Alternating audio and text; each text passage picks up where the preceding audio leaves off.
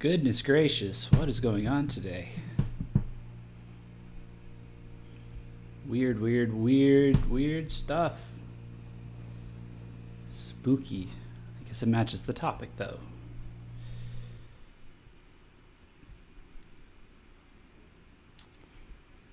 What? Okay.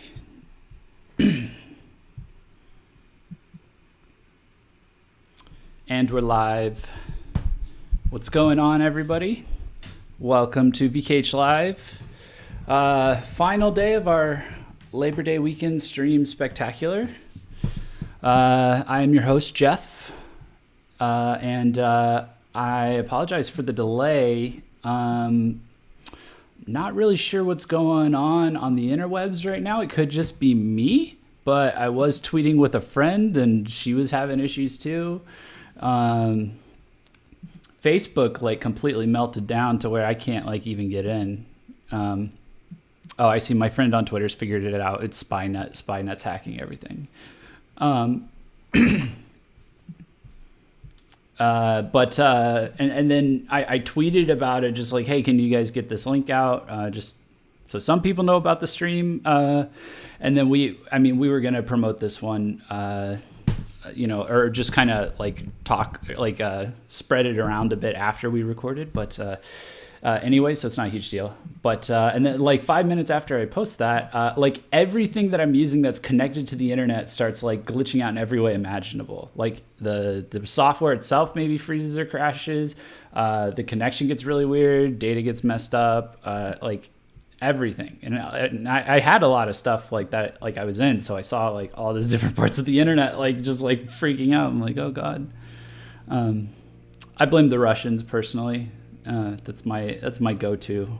The Russians are going to be my excuse tomorrow if I'm late to work. So, I mean, we can double up and do them as well. Although, my friend on Twitter here, she did make a good case for Spynet. Spynet is hacking the planet. It could be that too. So, but we're here. We're up, and we're good to go. I have transformed into my chibi form so that I can, just kind of make sure the connection's okay and everything. So that's yeah. So it's kind of appropriate though. We're talking about some spooky bands right now. Really, we're talking about some heavy bands. So I scheduled this stream on Saturday morning, I think, kind of anticipating that I was going to be in the same state of mind that I was then, and I am, which is that. So I'm working on a bunch of reviews right now.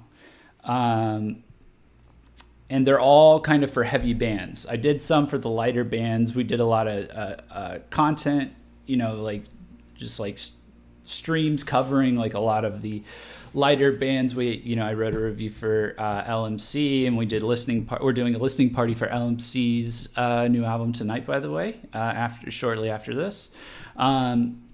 Did listening parties for other artists like this month that had releases like Shin and Acme. And all that. And so I'm now addressing the heavier side of the releases. So I'm about to drop a trifecta of reviews for DARRELL's first album, DIMLIM's first full album, and DEZERT's latest full album. And so I'm in the middle of like going through those, and I'm like writing them and thinking about them, and it's. I just had like all these weird impressions of all these, like, those are three staples kind of right now of like, like heavy visual K, I would say. They're either like DEZERT's a heavy hitter, DARRELL is, kind of Death Gaze reincarnated to a certain extent, and DIMLIM, is like, it's got ex-Deviloof member in it. It's got, started by Issei from DID. It's kind of carrying on the legacy of a bunch of like, really, really intense heavy metal musicians in visual K, I would say. And I'm seeing a lot of flux, like a lot of a lot of change. Maybe it's for better, maybe it's for worse. I've seen opinions either way. But I'm seeing it, and it's kind of mirroring it, like the trends throughout the industry. Like everybody is going through a lot of change, but almost no more so is that the case than with the heavy visual kei bands. You can see it everywhere from like the Gazette's last album, which I think was good change. Obviously, like they changed. Musically, they took quite a few risks. They did a lot of things, at least a lot of different combinations of things that were not safe, in my opinion. And I think it paid off for them. You can also kind of see it. You can see it with Dur and Gray. They're doing a bunch of things that are not safe. They kind of always do that, but they're definitely playing fast and loose, taking some big risks and stuff. With the singles leading up to this album, the Insular World that's coming out next month, is it this month? So you can see it all the way from the top, and then all the way down to these releases that I'm going to focus on here is you just see this trend of change and flux and risk taking, and I think it's kind of brought on by like a couple of things. I think it's fine. Obviously, I think the whole industry, I think the whole scene is at the beginning of like a minor renaissance, because we've kind of had. We've had a trend of trends, I think, for maybe the last decade in visual kei. Definitely the last 5 years. So like a trend of trends, meaning like, you would have a band like the Gazette, for example, they would try something new, or Dur and Gray would try something new, and depending on how much of an impact it made, there's a high chance it would turn into something that everybody did the shit out of. I think the most notorious one is the the digital kei, as we started to call it. I think that one's the most infamous, that it's like it, but it just got to the point where like bands got so good at like mixing those two genres together, which is completely different from Western rock and metal. So it's like kind of hilarious, but it's like they just got so good that they could just kind of do a throwaway single or a one-off song if they wanted to. It kind of became the new jazz rock of visual kei. I think as a result, everybody's getting a little antsy. I think the fans are getting like a little what's the word I'm looking for? Like unrestful, like a little anxious. I think the whole scene is kind of brewing for new stuff, and I think it's finally like it's boiling over, and that's what we're seeing with all of these crazy new releases. And since the last trend in visual kei that was really big was heavy, like heavy metal and stuff, or at the very least hard rock, tons of bands and tons of tons of established bands, new bands formed by like experienced artists, like everybody went into like heavy metal and metalcore and really like it was stuff, and it was it was brought on by Dur and Gray just consistently going nuts with their music, but then kind of checking out from the purely heaviness of everything for Arche. And then two, you had at the same time, you had the Gazette going the opposite direction with Project Dark Age going as brutal, like trying to push themselves as far as they can go. And then on the indie track, or the pseudo indie track, I guess, you had you had like Nocturnal Bloodlust, and now Deviloof, and now DIMLIM, coming on the heels of that are they're from very extreme, you would call it like extreme niche genres like deathcore or symphonic deathcore or symphonic metalcore. I know people like to generally like to classify Nocturnal Bloodlust as metalcore, but They are. I consider them. I agree with that, but it's a certain level of extremeness in the way that they make their music that still kind of makes me associate them with something more like deathcore, or you know. But I think you get my point that like there was just this big push for like the heavy stuff, and it really affected the whole industry. And so you've got that on the one hand, and now you've got on the other hand, just this. I think this trend was the last straw in terms of trends. I think the trend of trends is over. And so you have this chaotic, this final chaotic trend that is the straw that broke the camel's back in terms of, okay, no more easy patterns to follow, stuff like that.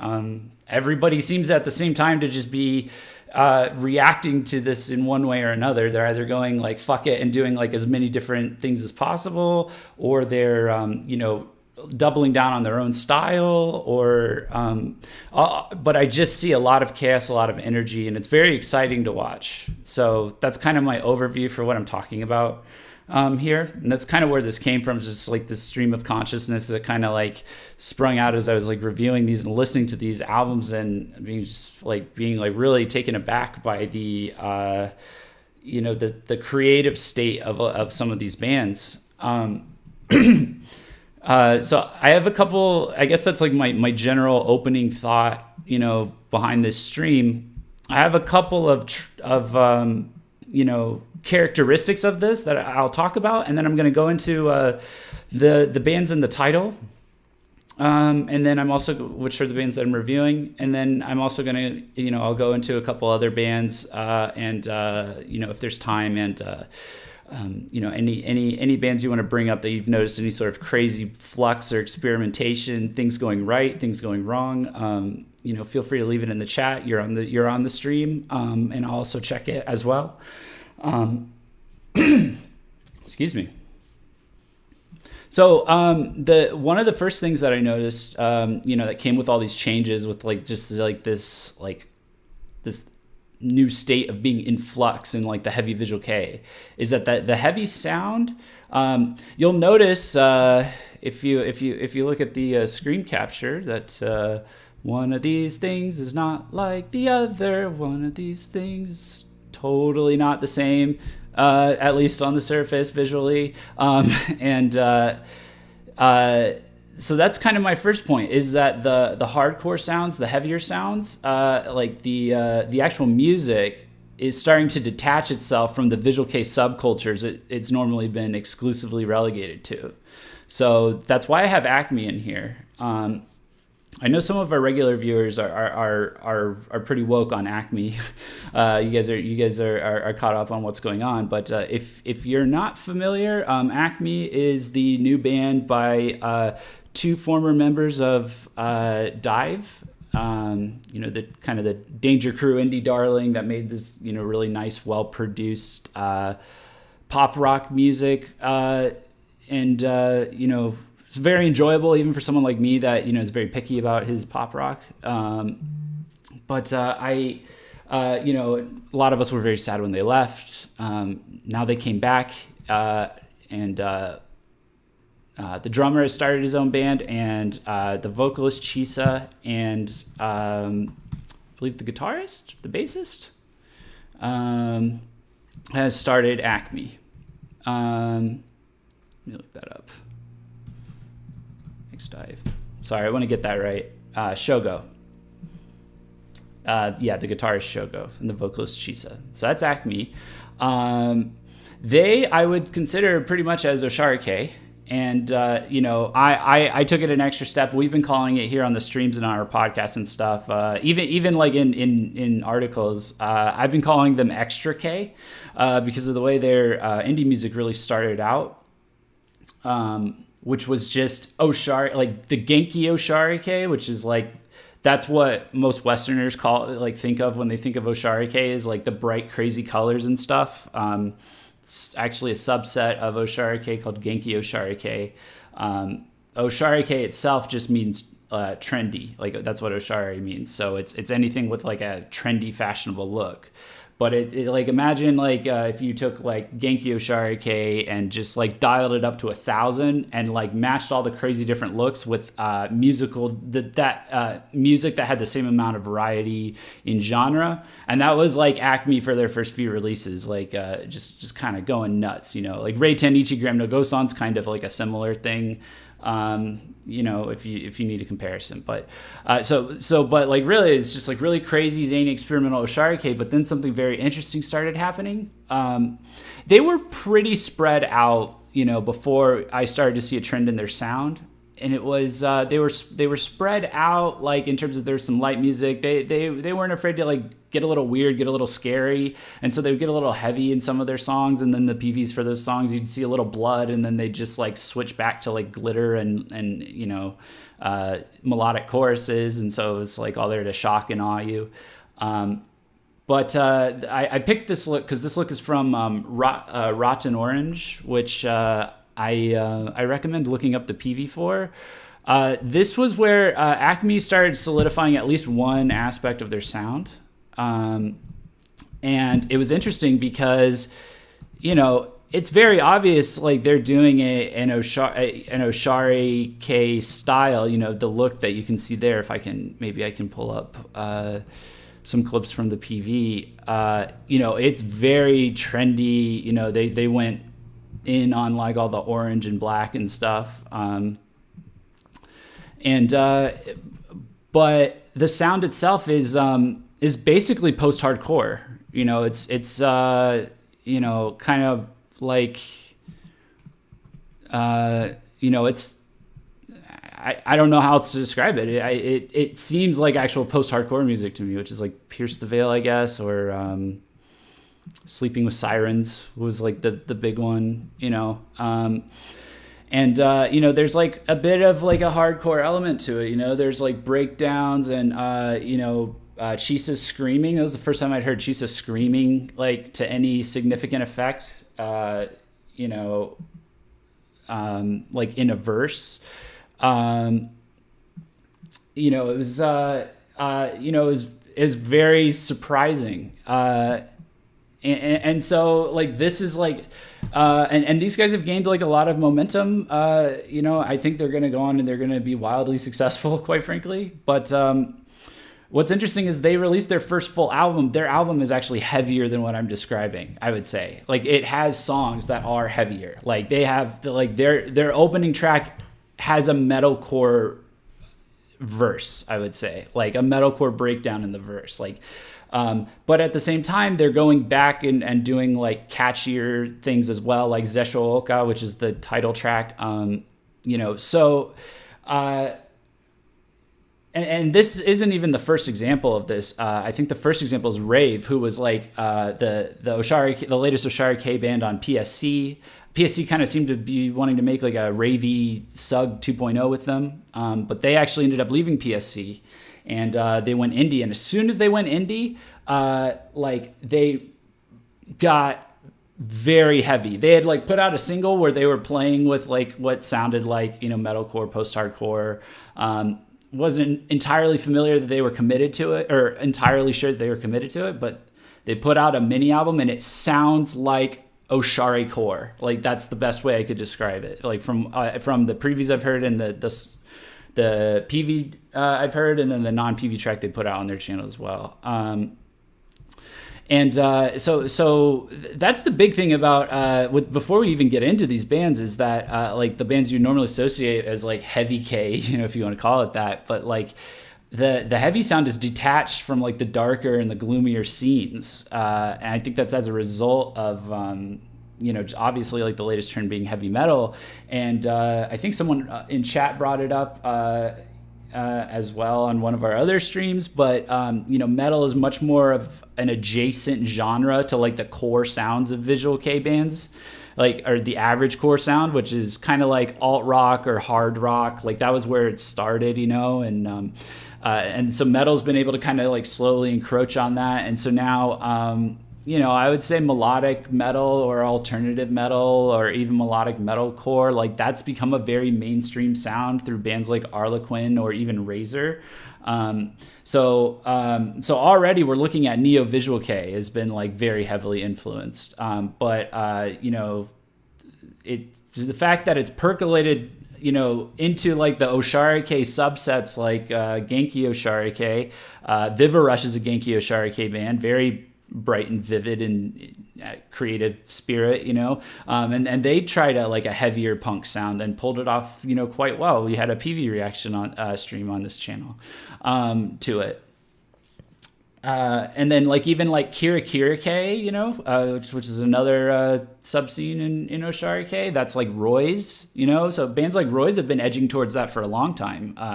Roy's was like one of the first Kira Kirike bands that I was aware of that really like pulled off like a heavy Kira Kirike album. And that's becoming more and more normalized and familiar.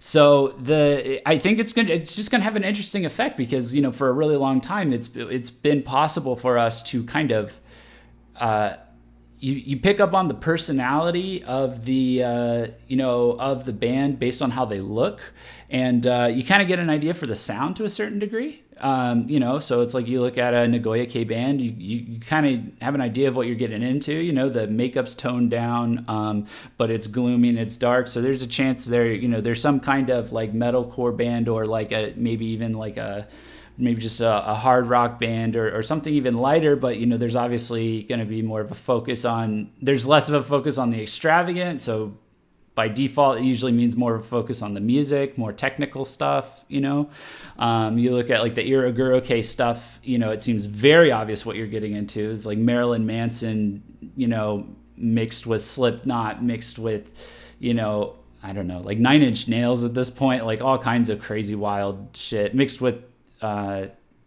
I don't know, Rammstein. I don't know. Let me just make broad generalizations. I know metal fans love that, but you get my point. Is that it's normally you're able to look at it and just be like, yeah, okay, so they're gonna be like this, they're gonna be like this, and the bright shiny Visual K band is gonna be like, they're gonna be making jaywalk, as we've called it now, which is like Visual K bands making mainstream sounding songs like anime openers. But that's not the case anymore. It's going to get harder to tell. Heidi is back, and Heidi's lead PV has a chorus where he's screaming or growling, and it's leaning more in the hardcore trend. Like at least it's very hard rock. So when we're all the way at Heidi, who is like for a lot of us who've been around for a while, at least a few years in the Visual K scene, and definitely a lot of us at VKH, Heidi was like the quintessential like representation of like that indie style, maybe like indie, slightly hipster kind of sound and style. When even they're like being affected by this, it's like, this is a big change. And so it's going to be a pretty household thing that like, you're either going to have bands that it's just not going to be a guarantee that every song from a band is going to match up with their look, especially when it comes to heavy music. And I know that's been the case in the past, obviously. I just think it's going to be even more the case now. I think it's going to be more relevant. Another thing, and I'll get into this a little bit with the examples that I have, but it's interesting the way bands are reacting to it, to like this like need I guess everybody has for change, or like that they see all these shifts and trends in the industry. So you're getting bands that are either kind of everybody's trying something new, but you're either doing something where the band is doubling down on their core identity and maybe making one significant change, or they're going nuts with experimentation, absolutely nuts with experimentation. And I actually think I have a good 50-50 representation in this thumbnail even of that. So like Darrell, for example, if you listen to Darrell's debut album, it is a death gaze album in a lot of ways. They do a lot of song structures that, death gaze fans, have come to know and love. It has a lot of the same, strengths and weaknesses of a death gaze album, which is that it's like, it's delicious metalcore. Song structures are a little predictable. You can kind of like pick out the archetypes of like the different death gaze songs. But it's super on point. The big significant creative change for them is that it's no longer, just metalcore. The new sound that all of this old death gaze spirit is now encased in is it's very derived from thrash metal. I'm still trying to figure out for when I put my review if it's more correct for me to call it thrashcore or crossover thrash. I like thrashcore because it's got the core thing, and death gaze kind of comes from the metalcore area a little bit.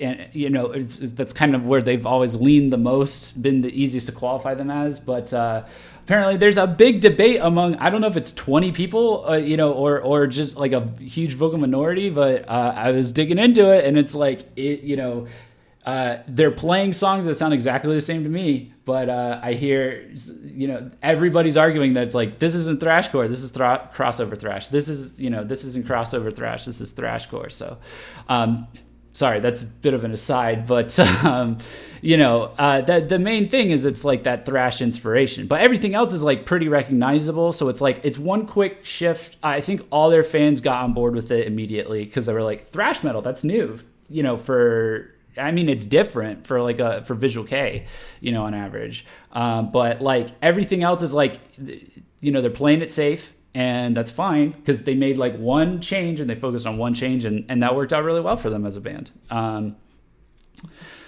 think, okay, Asuka's saying alt thrash.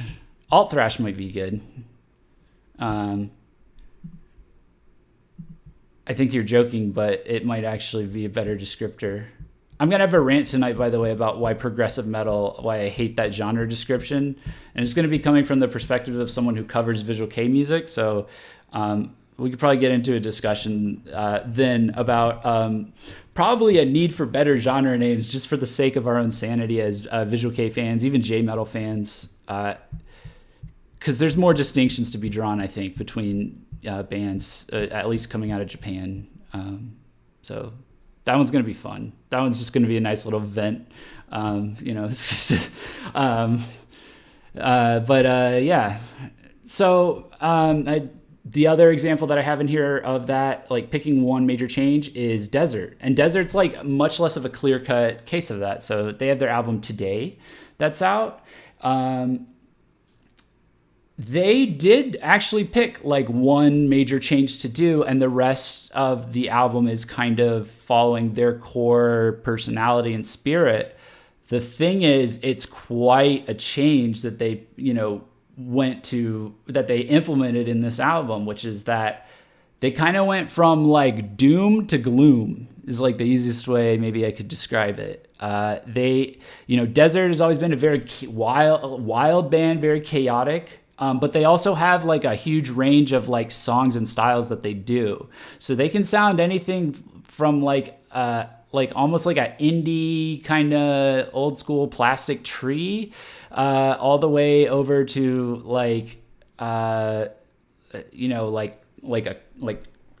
maybe like a rawer version of Korn. They can mix those two together. They like the avant-garde kind of quirkiness of things, I wouldn't be shocked if Mamireta was inspired to a certain degree by DEZERT. So they have all, like a huge amount of range. For this album, they narrowed that range, and they kind of eliminated the heavier sound like that they normally have. There's not a lot of screaming. There's not really a what's the name of that song that they put out? It's just called it sounds like they took Korn's core sound and dialed it up to 11. I think the Japanese kanji, it literally changed. It literally translates to and that's it. But there's nothing like that. There's nothing like that one PV that they had that I was very happy to see. I properly predicted would probably become their most popular PV, one of their more popular songs, which was called Kimi Shikyu wo Sawaru. Wait, was that it? Yes. So I apologize to people that understand that. It's just the title. It's a little weird, but if you understand the Japanese for that, I don't know what's going on there, but it's an amazing song. And very wild, very energetic, mixed in with a lot of other things. They kind of eliminated that, the heavier, crazier side. They kept the quirky, they kept the a large part of the crazy. They dropped a lot of the heaviness. And so like the end result is that my general impression of it is that I would have classified them before as like, just from their look and from their sound and their attitude. It's like, usually I look at DEZERT and I see them as like, like a cleaned up kind of, Iraguro-kei band. They like the creepy, they like the dark and everything. They don't get super messy and wild like how DARRELL does. But they've always liked that kind of horror side. They've had some interesting PVs in the past. A lot of like murder is involved. Cannibalism is implied. So they've always had that side. But for this album, which is called Today, they pretty much made a Nagoya-kei album, because that's what's really at the root of Nagoya-kei, as far as I'm concerned, is it's like, the modern thing is it's alternative metal and metalcore and, and the versions of that are like more technical and stuff. But like the real root of Nagoya-kei is gloomy and, it's technical music, but it's usually like in the form of like gloomy, rock music of some sort, alt rock, progressive rock, hard rock. So like when you think of like Kuroyume or Dead Man, for example, like Dead Man is I think Kuroyume is like the breakout success, like the big trendsetter, standard bearer, the Gazette of Nagoya-kei, like however you want to put it. And then you have Dead Man, who's like the underground, like iconic band that people who've been following this particular type of visual kei will always point back to, as like, yes, that was Nagoya-kei's fuck, and I loved it, and I did love it. So that's kind of like DEZERT's finally, it's not like they haven't been on that, teetering on that edge every now and then already, but I would say this is them kind of crossing that border into this. The thing is, it's good. It's pretty good when they do it. It's like the first track is called The Silence, and that song hits you right in the heart. It's doing a little bit of like they kind of DEZERT kind of vibrates on this plane where it's like they move between like new metal specifically and then like alt metal, which is like the parent genre that's like more broadly like if new metal is Linkin Park and Linkin Park and Limp Bizkit and all that, then you've got alt metal where it's like Slipknot is now included in that umbrella. So you wouldn't call Slipknot new metal, for example. So they kind of vibrate in and out of that. They can make like this really rock solid, new metal if they want to, but then they can also make some really messy, fun alt metal at the same time. Just turn right around and do it. So for this, it's like they very subtly borrowed like the new metal sound, I guess.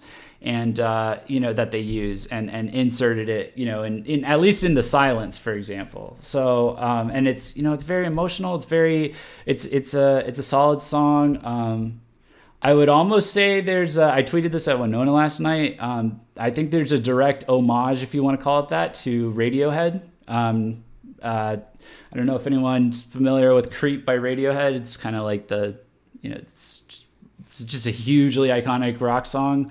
One of the most significant parts of Creep by Radiohead is this part right before the chorus where everything's been going really smoothly as a song, and he's talking about, I'm so fucking special, and like things are ramping up, and the guitarist like cranks out these two like dun-dun, and it's completely off rhythm, and it's off, and it's like there's no melody to it. It's just like this like grating chord that he rips twice, and it like jolts you out of this little lull that you're in, and then that's when he dives into the chorus for I'm a Creep.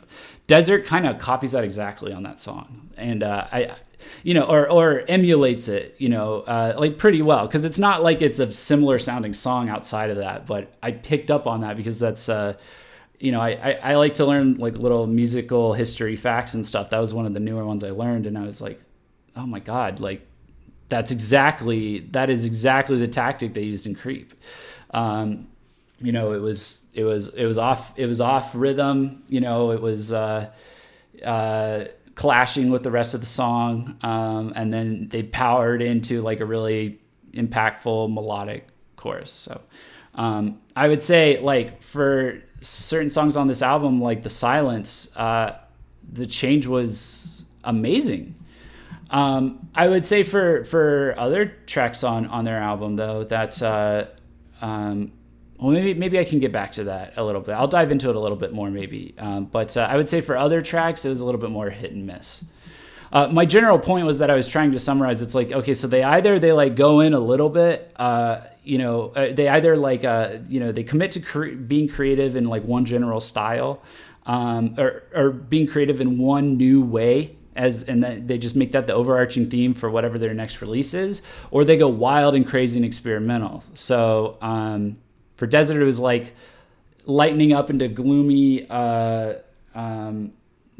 like a Nagoya Kei almost kind of album, and for better, for worse, and that kind of allowed them to get their more indie sounding side, their more experimental side, which is why I actually listened to DEZERT albums, because they always have some cool quirky tracks, and those still exist here.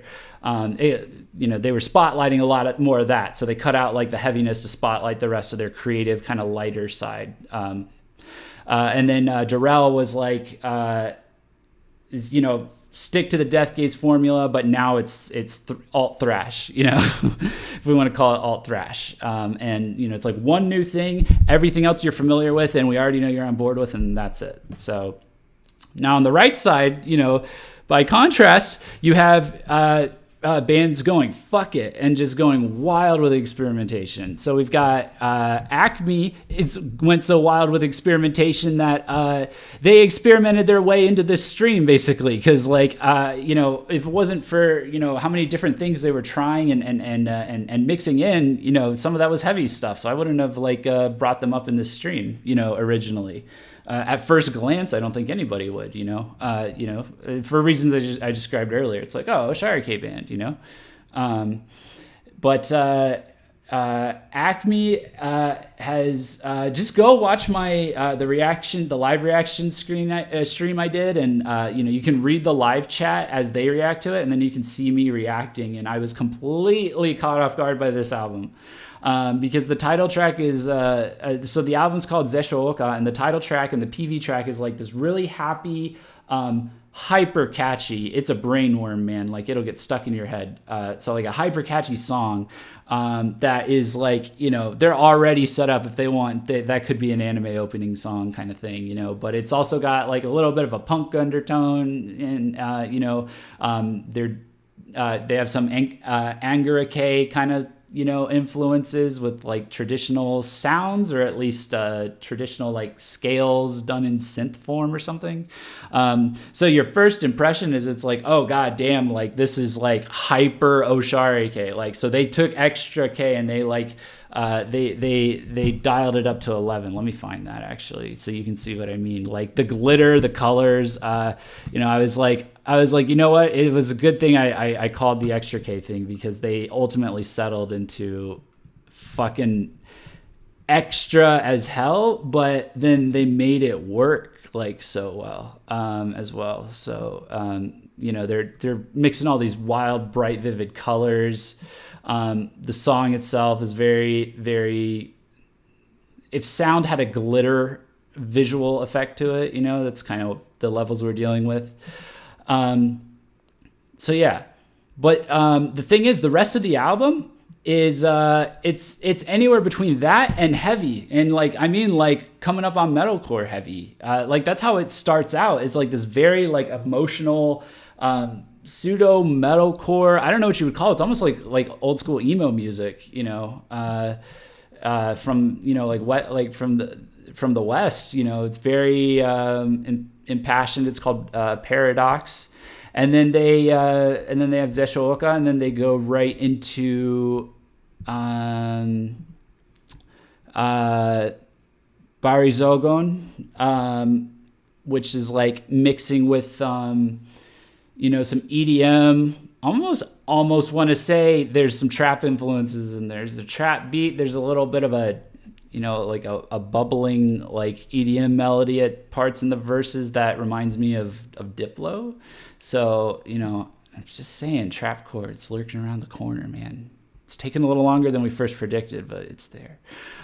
There's songs on here that remind me of like Yellow Card, but like mixed with like what I like about Dive, basically, or there's a song on here that brought me back to like vibes of Streetlight Manifesto. There's a song that brought me back to vibes of like old school Panic at the Disco. There's also a song called Another World that is like this heavy, like almost like a concept song, that comes out of nowhere. I think the whole chat was like, for the last two songs on the album after Another World, we were just like, I'm still shook from that track 8. Like, holy shit. So, yeah, so these guys have gone all over the place, and as a result, these guys could they could end up touring. They've become the kind of band that could tour, like they could open for Roy's, they could open for Kiryu, technically, based on how they look in Zeshooka, and the sound that they're going for. But they could also open for, like the Gazette, basically, like a band like that, or Razor, or so that's kind of a heavy quote unquote band that's, this is one of the V-kei bands that just was like, fuck it. And that's their whole identity, is like, fuck it, we're experimenting with everything. And somehow it works out well for them. But it's a great album. I recommend it strongly. And then last but not least, we have DIMLIM. And my God, this album is it is such a dense album in terms of like experimentation and like intensity. I wasn't really super into it at the start because I was like, oh man, this is gonna be it's a concept album. I can already tell it's like I'm gonna have to be at a certain place and at a certain mood, and it's gonna give me a lot to think about. I don't have time to think, like that kind of a thing. It's not like Darrell and Death Gaze, kind of like straight up metalcore, that kind of a thing. But I finally started getting through it like over the weekend and like really giving it a chance and opening up to it. And my God, this album is like, it's wild. It's all over the place. I haven't seen this like a band act like so erratic so frequently in like the same song. In such a long time, and I've never seen it done this well. They're really like trying to like carry on the legacy of like the more avant-garde and progressive metal bands of like, DID, which was this band was initially started by Issei before he left, who was the drummer of DID. And even Duran Gray with Art, like with their last album was Arche, it was kind of like that as well. But they've dialed it up to 11 at the same time. I'm really in shell shock.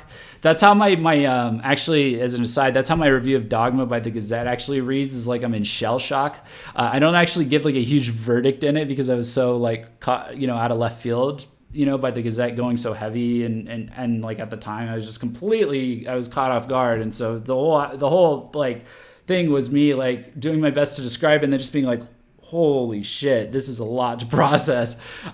Duran Gray's like that times 5, or Duran Gray, sorry.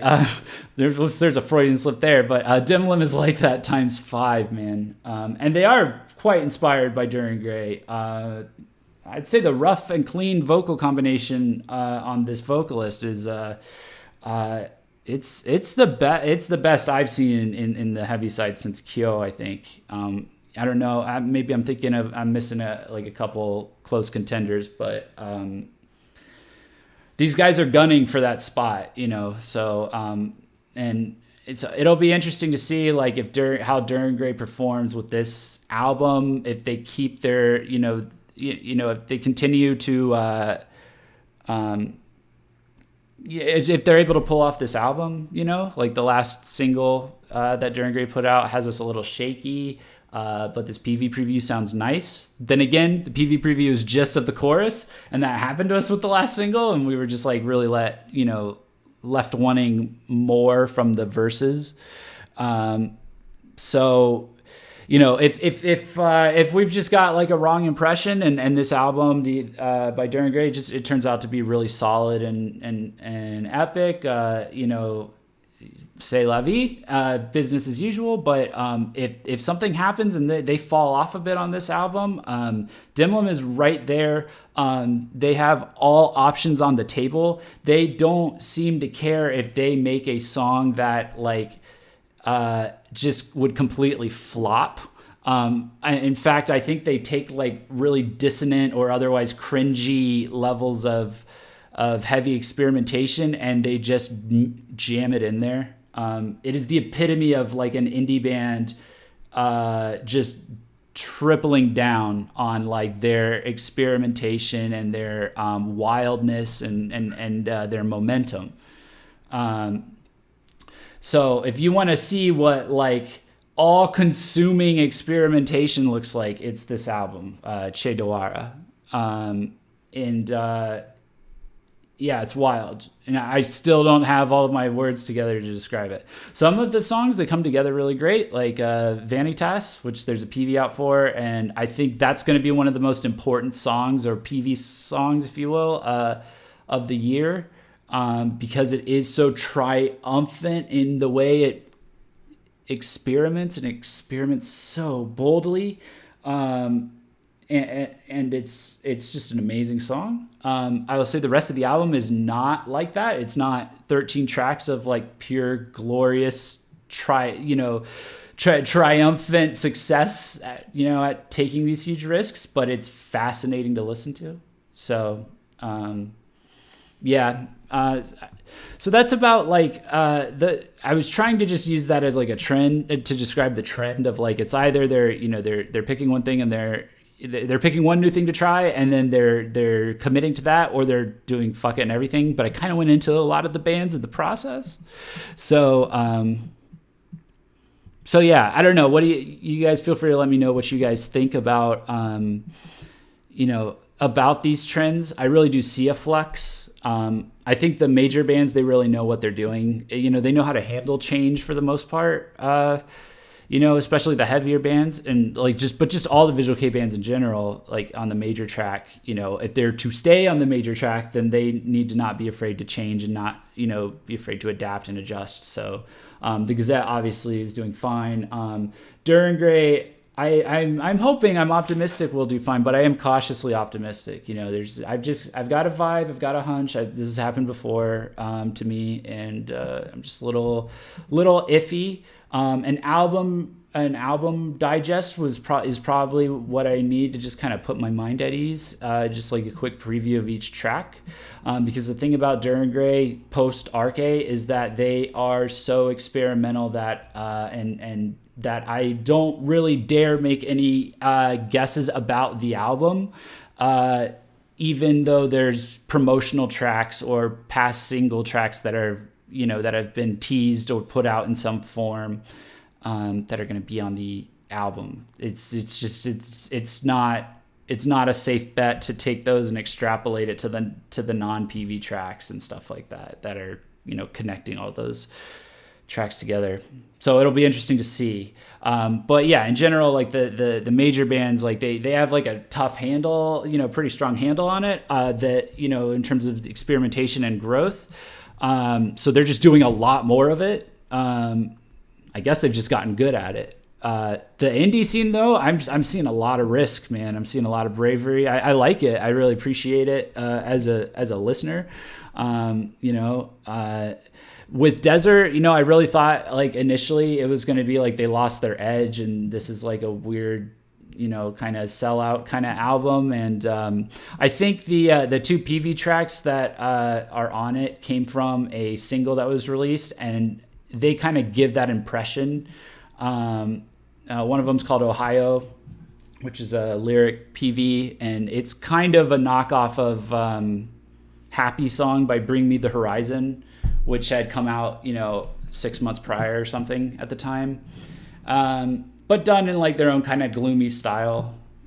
It's just there. It's whatever. And then the other one is Today, which is like a ballad. So I think those two coming out on the single, and then being on the album and not having a PV for a new track on the album, it's kind of giving the impression. It gave me the first impression that it's like this is them like really lightening up and this is them losing their edge. But I gave it a full chance and I listened through it a few times and my opinions have changed drastically. So I have a lot of appreciation for the risks that they're taking now, is what I'm getting at. I have a lot of appreciation for Darrell just picking one big risk to take and just doing it. It's like, nobody's doing thrash. Can we try thrash? And will thrash work? And thrash will work. Acme definitely appreciate, because my God, they brought back so many memories of like so many like Western influences that like the West is completely abandoned. Even the artists that like started some of those trends. Panic at the Disco sounds nothing like Panic at the Disco. I mean, Panic at the Disco today sounds great, but it doesn't sound like, I Write Sins Not Tragedies, for example. So there's just a lot of those old styles just kind of lying there on the floor for someone to come pick up, and they picked up a lot of them and, just kind of went nuts with a lot of those. And DIMLIM is just doing some crazy stuff. DIMLIM is a very stressful band to cover and to follow, I would say, because the damaged v-kei fan inside of me knows what happens to bands that play this fast and loose and also are heavy, like as heavy as DIMLIM. They disband a lot. Like DID went on indefinite hiatus. Issei left. When Issei left, I thought this band was imploding. I thought this band was done. I thought they were out for the count. So when they came back with Vanitas, I was on cloud 9 with like hope. I was so amazed. Like I couldn't believe it, especially because Ligro, who's another Duran Gray influenced band, indie band, they'd put out, if you guys look it up, there's a PV, maybe a moderator can find it. It's called Higanbana by Ligro, and Ligro is spelled with 4 L's and dashes and then Ligro.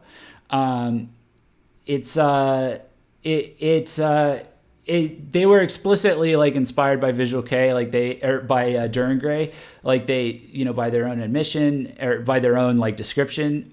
But they came at it in their own sound. It was like their own sound, and that PV was like, man, we were vibing to that PV. The PV and the song, Higanbana, it's oh, dude. Like that was great, but that was all the way back in 2013, and there was like a lot of high hopes because they were a new band. We didn't have a ton of new bands that were like completely together from the start back then. These guys seem to really have their shit together pretty well for the time. And then like they just lost band members one by one. I think maybe they gained at one and then lost another one, and it came all the way down to just the vocalist, and then he announced a hiatus, and then so they were on hiatus all the way up until like last year, and then they announced that the vocalist had come back. He had picked up 4 new band members. It was a fully back 5-piece band. They are back from hiatus. They put out this PV. It's like a 7-minute epic. They announce a full album. It's a concept album. They start putting out tracks for the album. It is going to come out this spring. And then like a month and a half, 2 months before, they announce the album's canceled and they're disbanding. And so it's like, fuck. And so that was one of these bands that like plays really fast and loose. So, you know, I hope DIMLIM just sticks together regardless, even if they come out with something that like in, you know, whatever, like if they come out with a single, like the next single they put out or something, it's just something that we're all cringing to. Like, I hope they just keep going and powering through it. 'Cause, I think it's worth it for them. And they've definitely built up a lot of hype. Yeah. I looked them up on Google Trends, you know, like see who's searching for them and stuff. And, they seem, by all accounts, based on how quickly the album sold out before it was available on streaming services, like how quickly it sold out on CD Japan and Amazon, like they have got a hype train behind them. And it's nice because it's like the hype train this is like the polar opposite of like what a Visual Kei hype train has been even for indie bands in the past, you know, which is like, you know, jaywalk, you know, like the anime intro kind of stuff, which there's nothing wrong with, but it's like, you know, it's not exactly fresh or exciting. Now it's the hype train is behind like these people that are basically these guys that are basically taking their band where they've lost their leader, but they want to keep going. And, they're just treating it as this giant platform for wild experimentation with like progressive metal and avant-garde metal and all kinds of stuff. So I guess I kind of worked in my like general descriptions of like the 3 albums I'm reviewing and, you know, and talked a little bit about Acme. I'm trying to be a little bit more organized with these presentations, but sometimes I kind of start weaving a narrative and it just goes better if it all flows together. You can let me know in the comments or the chat which you prefer. If you want bullet points or organization, or just want me to ramble and keep it together, like within reason, and, you know, kind of make sure everything flows okay. But yeah, that's kind of my take on Heavy K, the curious case of heavy Visual Kei. At the moment, it's in flux. It's like, you know, it's to the point where it's like I'm keeping a strong eye on it because it's like, God knows if this is going to result in like a meltdown where just everybody just loses their inspiration, or if it just booms into like this, blooms into like this giant era of like heavy, experimentation. Because if it gets any more like, you know, innovative and like, they keep the quality together and they continue to grow in notoriety. I wouldn't be surprised if this whole side of the Visual Kei scene continues to grow. The international metal scene is much more welcoming than like the international mainstream general scene. So I would say Heavy K has a better chance of breaking into the international metal music scene than like Visual Kei as a whole has a chance of breaking into international music scene as a whole. You might be able to see like, you know, the word getting out through Visual Kei that way. But this is like the preface to this is the prelude. It's like they're building up like this, like hyper, like this they're building up like this. It seems like it's like a pre-Big Bang scenario where it's like they're just in this like compression chamber of like unrest and experimentation, and we're either seeing it at its height or it's starting to crack, and we're gonna have a big bang of something, I think. Hopefully it's just like a big bang of amazing metal music and stuff. So yeah, that's about it. Thanks for watching, guys. Leave a like if you appreciate it. If you want to like get the shortcut directly to when we go live and stuff, I would suggest subscribing to our YouTube channel. Maybe following us on Twitter is the safe backup plan. If you guys don't use YouTube too much, you may not be aware. YouTube is doing some fuckery with their notifications. So unless you like explicitly like subscribe and then go to the bell icon, ring the bell, then it's like you have the best odds of getting a notification. But I'm subscribed to a lot of different channels. I miss stuff all the time, even though I hit the bell on every single one of them. So at any rate, this stream has also been part of our Labor Day weekend stream spectacular. The link to all of the streams that we've done and the remaining streams is in the description. And a lot of this is also pertaining to just kind of wrapping up the all of the news and like events and trends that we kind of saw manifesting in August this year. There's just an insane amount of release dates. We've done some streams on like recapping the music. Even this weekend, we've had to do 3 to like get through all of them across the course of the month. And like I'm talking like 3 90 to 120 minute streams to get through all of the significant releases that are like, because they're all worth talking about too. So, but anyway, we do have a link to our release schedule so you can kind of catch up on anything you might have missed. Visual Kei's your thing, or maybe bands that are kind of tangentially related to, Visual Kei bands you might be interested in, like Crossfaith, for example. We have them on our release schedule. So you can see what you might have missed or what came out this month, and there's links to where you can buy it as well. So I get emails for these streams, but not notifications. Okay, yeah, I guess that's from the Gmail address you use. Well, then I apologize for Saturday, where I scheduled 10 streams in a row. I didn't think that through, but unfortunately, I was running very late because I unexpectedly went out of town for 2 days, so I had to hustle and plan everything out last minute. But so sorry for the spam if you got like 10 email notifications of streams being scheduled, but that won't happen anymore. I promise. This has just been a fun special event to do.